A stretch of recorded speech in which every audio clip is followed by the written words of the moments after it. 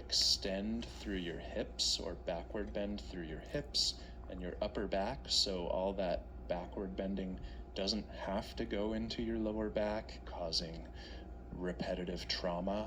And this is my favorite postural reset. There's just so much to say. So we'll get right into it.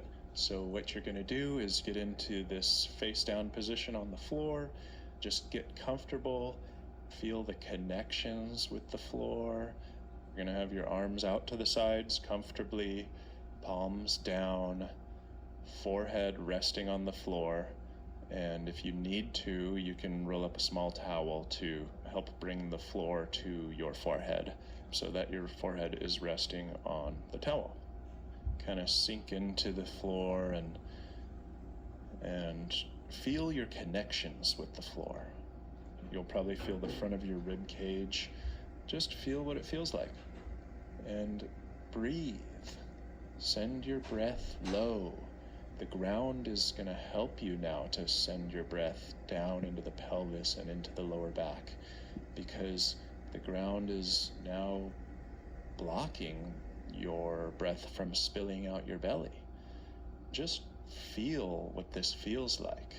Spend the first 1 to 2 minutes of this exercise just feeling, and it should feel good to send your breath into the lower back. So that's step 1 of this exercise. Then the next thing you're going to do is you're going to take notice of your pubic bone. Is your pubic bone connected to the floor? If not, we're going to have to bring it to the floor. And so try and do this using the same core muscles that you used in the back anchor zone to bring your pelvis off the floor, to bring your pelvis forward, to bring your pubic bone forward, right? It's the same motion. See if you can do that and connect your pubic bone to the floor. If you can't, then use your glutes to help. Squeeze your glutes.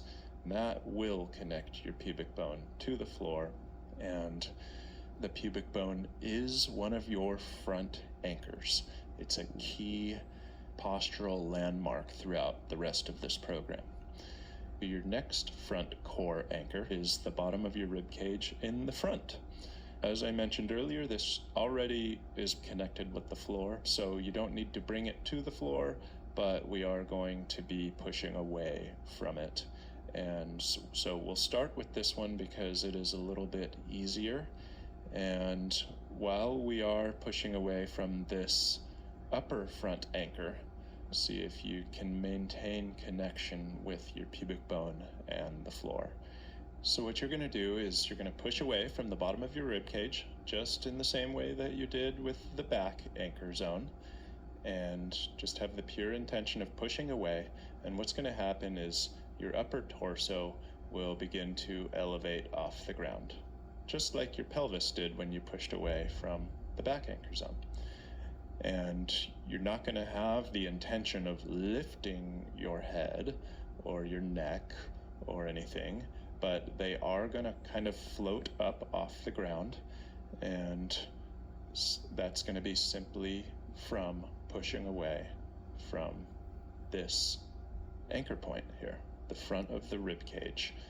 This is a learning opportunity for you to learn how to get some backward bending or extension in this often rounded forward bent part of your spine and rib cage.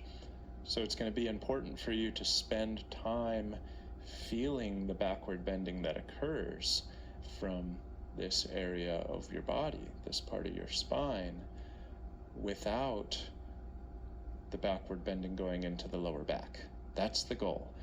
After you've spent some time pushing away and feeling the upper front anchor push away, then you can go ahead and switch to the lower front anchor push away. And so we're going to be pushing away from the pubic bone. All the same principles apply, and you're going to need your glutes for this. So go ahead and squeeze your glutes, and initially we're going to rely on them heavily to push away from the pubic bone, and what will happen is the legs will elevate off the floor. And the goal with this exercise, by connecting that pubic bone and using that as a fulcrum, is the same. It's that the extension does not go into the lower back. The pubic bone is anchored down, and the extension goes into the hips. And so the legs will float up off the floor. You can see that my knees actually are elevating off the floor, but we do not have the intention of lifting them. Simply push away from the pubic bone and the legs will float up off the floor. So give it a try. Again, think of this like a meditation. Spend at least 5 minutes in this position. It all needs to be very subtle. This is about feeling your body and getting in